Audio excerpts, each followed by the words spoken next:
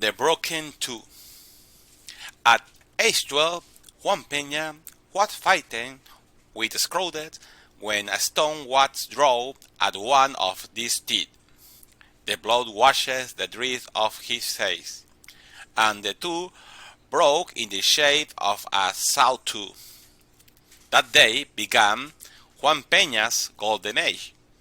Juan's parents, tired of hearing complaints from neighbors, non-residents, and victims of the boy's perversity, had exhausted all kind of reprimand and punishment, and were now astonished and anguished by Juan's sudden transformation.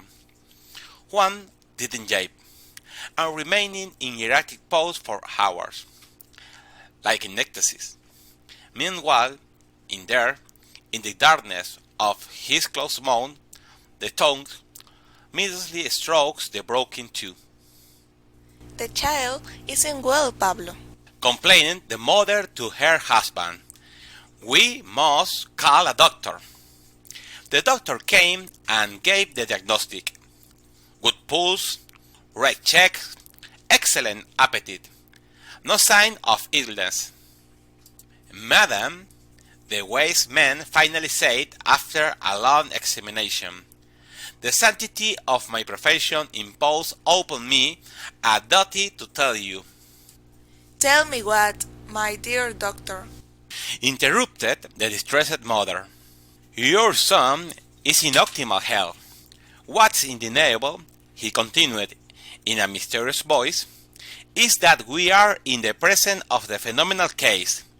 That son of yours, my dear madam, suffer from what we call the thinking malady. In one word, your son is a precocious philosopher. He have a genius. In the darkness of his mom, Juan stroked his broken tooth carelessly. Family and friends echoed the doctor's opinion, received with incredible glee by Juan's parents. Soon, all the town was talking about the admirable, prodigious child, and his reputation grew as a paperback filling with hot air. Even his school teacher, who had him for the most idiotic person on the globe, submitted to the general opinion, considering that the people's boy is God's boy. More or less, everybody had an example. Demosthenes, a son. Shakespeare was a shabby urchin. Edison, and so on. Juan Peña grew surrounded by open books in front of his eyes. Book he didn't read, distracted with his tongue, busy touching the little saw of his broken tooth, docilely. As his body grew, his reputation as a judicious, wise, and deep man spread, and everybody prized his wonderful talent. Being young, the most beautiful woman tried to seduce him and conquer that superior soul, devoted to profound meditation, at least in everybody's eyes.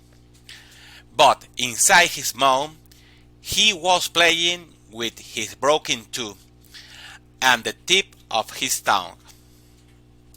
Years passed, and Juan Peña became deputy, academic, and secretary of government, and he was about to be elected president of the nation, when the apoplexy surprised him while he was touching his toe.